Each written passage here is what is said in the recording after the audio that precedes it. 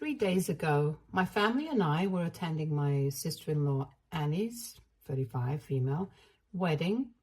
My husband, 42, male, and I, 40, female, have been together for almost 20 years, married for 17, and we have 2 kids together. My son is 15 years old and my daughter is 12. Both of them are well-behaved, good kids, and everyone adores them, which is why their reaction to this incident that took place recently is even more confusing for me. Anyway, my son was recently diagnosed with narcolepsy a couple of months ago. It came as a huge blow to the family. And we're still coping with it. He's being treated for it and he's responding well to the treatment. We're just trying to make life easier for him, and he himself is quite self-conscious of it. But we do not want him to be ashamed of it because it's not his fault.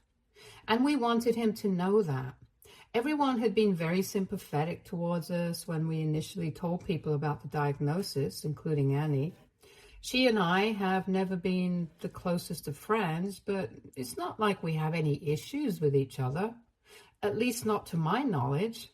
She and I have always been very cordial, and that's about it. We tried to be friends with each other initially, but we were just very different, and we quickly realized that there was a lot of friction between us. So instead of forcing each other to be friends with one another, it would be better for us to just maintain a cordial familial relationship and not try to push the boundaries. I guess it was a bit of a bummer for her because my husband's family is very close-knit. But this was a situation that could not be helped. Anyway, I had never expected her to turn out like this, or even my in-laws to go against me the way that they did. It all happened because about an hour before the wedding was supposed to start, Annie told me that she would prefer for me not to bring my son to the ceremony because she was afraid that he might start dozing off, and that would become a cause of concern for everyone during the ceremony. She did not want anybody disrupting the event and said that my son's condition was not ideal, so she wanted me to tell him to stay in the hotel room during the ceremony and he could join us later. I was shocked that she would even suggest something like this because the wedding ceremony was not going to be more than an hour long. And it was not like my son had not been treated for his condition. He had taken his medication for the day. And even if he did start dozing off, it was my duty and my husband's duty to take care of him. And we would make sure that it did not disrupt the ceremony. Besides, if he fell asleep, I'm pretty sure nobody would even notice because all eyes would be on her.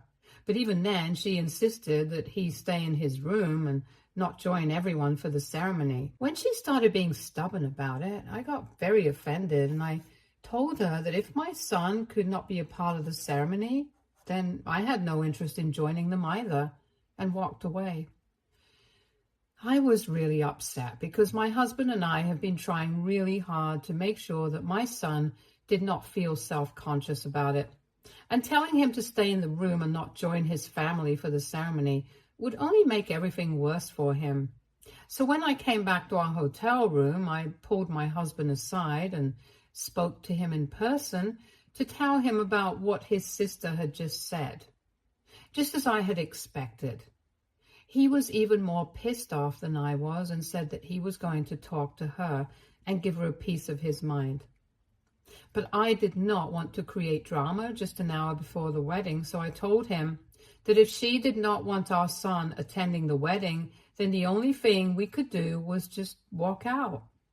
Because after what she had said, even if she agreed to have him present at the ceremony, it would mean nothing because I would know deep down that my son was not wanted there. And look, it's her wedding. It's up to her what she wants to do. But if she did not want my son to be at the ceremony, then she shouldn't have invited the kids at all. That would have made it much easier for them to understand rather than have them present at the wedding and make my son sit in his room all by himself for the duration of the ceremony. That was just humiliating for him. And I'm sorry, but as a guest, if my son is not being treated like that, I have no interest in being a part of an event like that. So after a brief discussion with my husband, we decided that we were going to just pack up our things and leave that very instant. We did not even bother to say goodbye to Annie or anyone else because we did not want to make a big deal out of it. And to be fair, even she had not bothered to contact us after I had walked away from the discussion with her. So it was very obvious to us that she couldn't care less about whether my son or I attended or not. But I guess it did make a difference to her whether my husband attended or not, since people would definitely find it very weird that her brother was not present at the ceremony or for the following event. It took us around 10 minutes to pack everything in the hotel room, and we had forbidden our kids from asking any questions about why we were leaving because we didn't even know how to tell the truth or explain this to them. After we had packed up everything, we started driving back home, and around half an hour before the wedding, Annie finally started calling her brother. Since my husband was driving, I was the one who answered the call, and she immediately started shouting at me, believing me to be her brother. She seemed very annoyed with the fact that we had just checked out without even bothering to inform her, and said that we were overreacting because what she had said about not wanting my son at the ceremony was not even as harsh as we were making it out to be. And even if we were offended by that, we should have spoken to her before leaving, because now she would have to explain to everyone at the wedding why her brother was not attending, even though everyone had seen that he had been present at the rehearsal dinner. She told him that it was still not too late. He could just come back and make it in time for the ceremony, and we would be able to discuss all of this later. I was about to tell her that it was not her brother. It was me who was on the phone when she said that, "Don't let that wife of yours drag you away from your real family."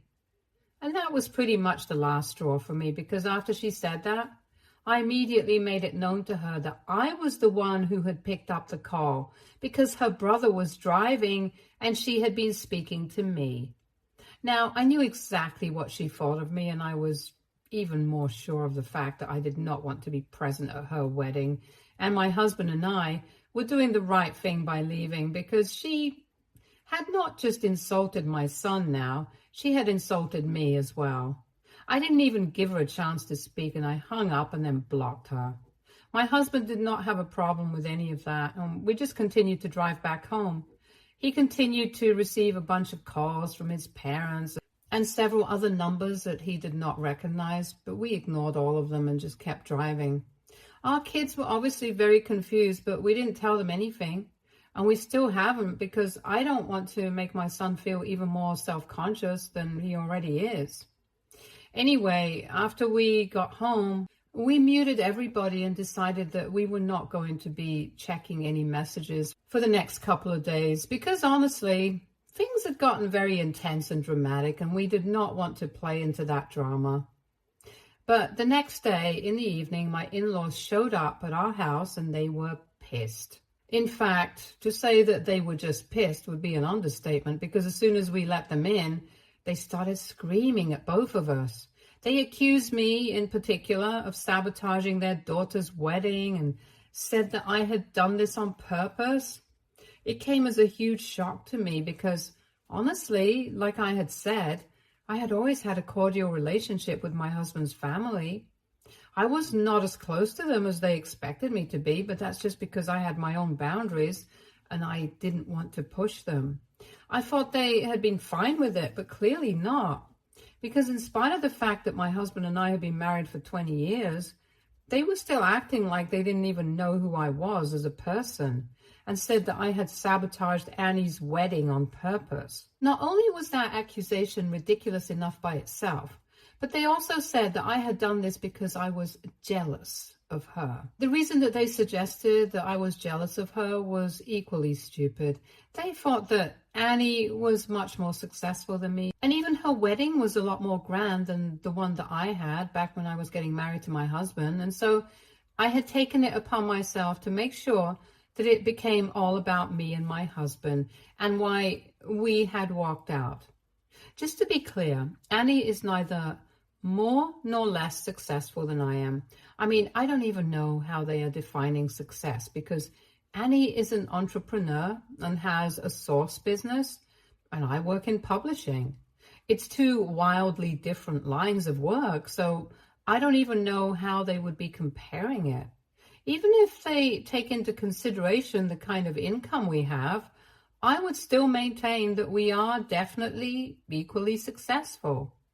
I'm saying that because I don't want to put anyone down to make myself look better, mostly because I don't have to, because I'm not insecure. As for her wedding being organized as a much larger scale than mine, I think that did not surprise anyone, because she's getting married at 35 when she's already pretty much established herself. When my husband and I got married, we were really young and had just started working. Our parents wanted to fund the wedding, but we thought it would be more practical for us to take that money and invest it in our future. So that's what we did with the wedding funds. We were quite happy with our small and intimate wedding, and it was definitely not a bone of contention. And I really did not appreciate the fact that they were implying that I had ruined my sister-in-law's wedding on purpose just because I was jealous of her or something, because that's not the kind of person that I am. And even if Annie did not accept it, I would have expected my in-laws to do so at the very least. I was honestly really overwhelmed when they started yelling at me about how I had sabotaged everything on purpose and made the entire wedding about myself by walking out and overreacting over something so petty and small. And then they started telling me that I had to apologize because they knew that I had done this purely out of jealousy and nothing else. And the rest of the family apparently agreed, because that's what they had told everyone at the wedding.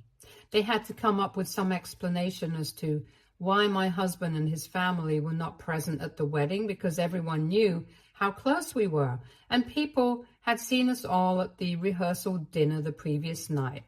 So they had concocted this story about how I had been sulking the entire time at the rehearsal dinner, and when Annie had spoken to me about it, I had picked a fight with her on purpose about how she was having a grand wedding and rubbing it in our faces to make us feel small on purpose, and convinced my husband to walk out over it. Now, of course, I came off looking really bad in this story that they had concocted, and that's what really set me off the edge. It was bad enough that they had come up with a lie to cover up for Annie and make me the bad guy instead. But when they said that the rest of the family believed it and thought that I was sabotaging my sister-in-law's wedding on purpose because I was jealous of her, and everyone agreed that I should apologize to her, I just felt so bad, because that's not who I am. And I felt like everyone had misjudged me. At that point, I couldn't even bring myself to defend myself and my husband. I just broke down in tears. My husband realized that my in-laws had absolutely no respect for me. And when I started crying, he told them to get out of his house because they had no right to speak to me this way. They tried to argue, but my husband was very firm and said that he would call the cops on them if they refused. Even before leaving, they repeated the same thing that Annie had said, that my husband shouldn't allow me to dictate anything that he does, because my eventual goal is to drag him away from his family. That made me cry even harder, and my husband had to spend a good half hour comforting me before I finally stopped crying. He told me that he doesn't care what his family thinks because he knows me as a person, and as long as we know the truth, it doesn't matter what kind of lies they have told the rest of the family about me. Once I felt better, we were just going to put out a statement on social media and tell everyone the truth about why we had left. Until then, he just wanted me to relax and not think of this, because his family is just being awful simply because I had dared to have boundaries and they were not used to it. And that's what the problem was. I did not need to worry about it because we all know it's not my fault. So he reassured me a lot. But one conversation with my mother undid all of that. Yesterday, she had called me in the morning just to talk to me. And while chatting, I told her everything that had happened with my in-laws and stuff. After hearing the entire incident, I thought that she was going to take my side. But instead, she just stayed quiet. I could tell that she did not agree with me. But I wanted to know exactly what her thoughts were on this incident, so I told her to be honest with me. And I really wish that I hadn't, because she told me that she wasn't exactly surprised that things had turned out this way, because even before I got married, she had told me a lot of times that I had to actually put in an effort to get along with my in-laws, and I couldn't just stay away and still expect them to accept me as part of the family. If I could see so clearly that my husband's family were really attached to each other, then I should have made an effort to assimilate and become one of them. But instead, I pushed everyone away and made my own space separately.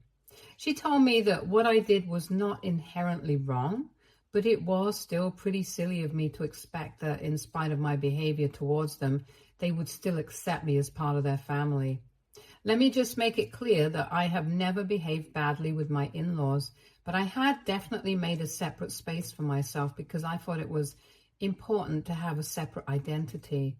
All I did was just not bother to constantly keep in touch with them every day, visit them every other day, and act like we were the best of friends. But honestly, I did not think that was an acceptable reason to treat me so horribly, because we had always had a normal relationship and they had never come across as if they didn't like me. And yet I couldn't stop thinking about what my mother had said. Even after I argued with her and tried to defend myself. So that's why I'm making this post right now, because I want to ask AITA for not making an effort to connect with my husband's family. Update 1. So I told my husband about what my mother had said, and he told me that while he respected my mom, she could be pretty weird sometimes, and she did have a problem with internalized misogyny and constantly expected me to act the same way that she had with her in-laws. For context, my mother had given up her entire life just because my in-laws did not approve of it. My grandparents were pretty orthodox and did not think that she had any need to work after I was born, so they made her quit her job, and eventually they started controlling every aspect of her life. My father, unfortunately, was not the kind of guy who took note of any of this, so even though he loved my mother, he never protested against any of this and went along with it because that's what he thought was normal, since he had grown up witnessing this kind of life around him. I guess that's why my mother thought that I should have made more of an effort to get along well with my in-laws, because she had molded herself to be well liked by her husband's family, and she thought that everyone should do the same. It came from a bad place, and I felt like I could understand why she thought this way, but that was still no excuse to argue with me, especially when I was upset. Besides, I'm not my mother.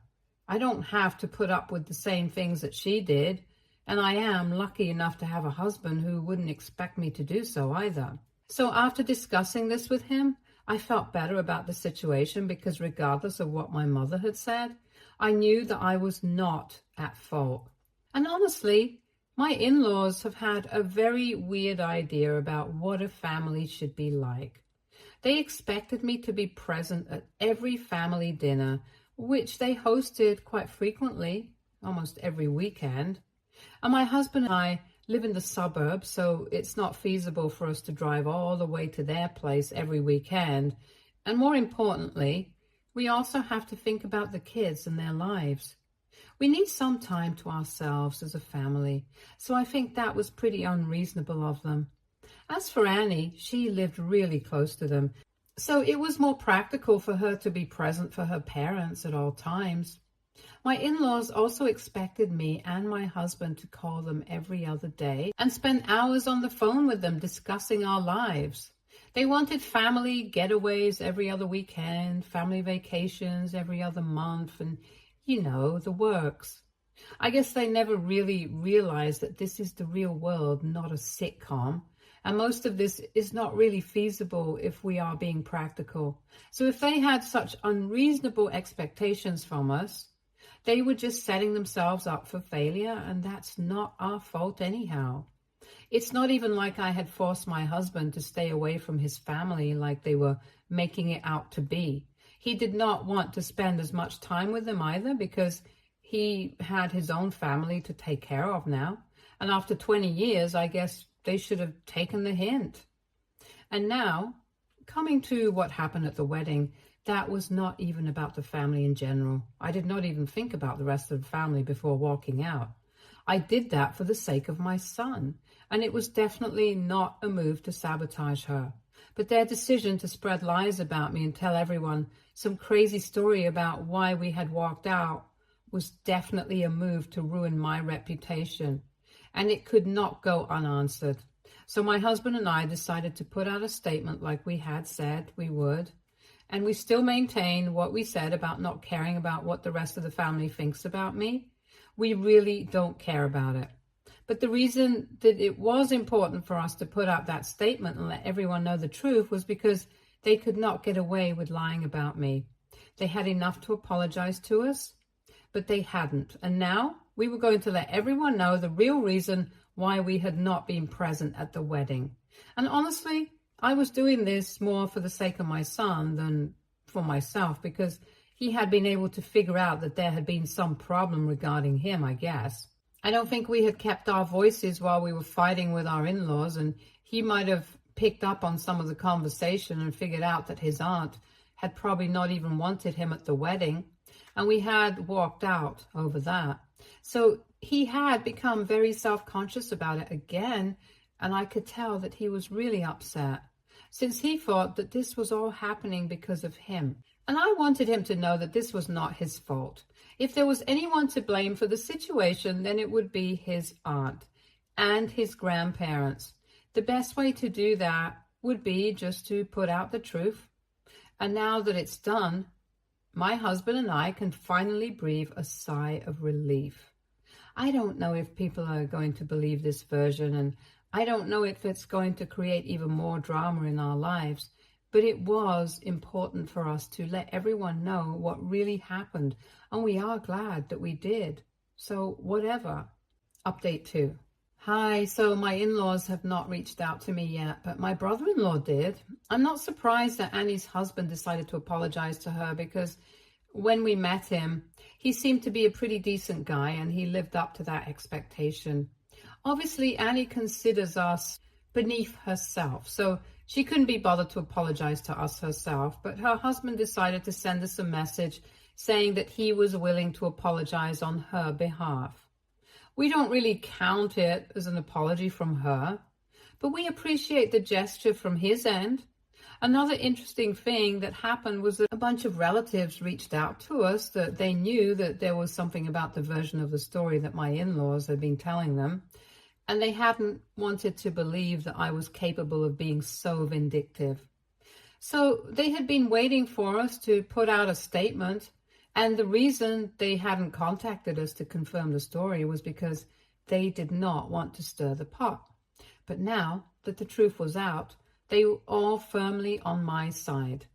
I thought that this was really strange behavior because from what I knew, my in-laws had said that the rest of the family also believed that I had sabotaged Annie's wedding out of jealousy, and they expected me to apologize to her.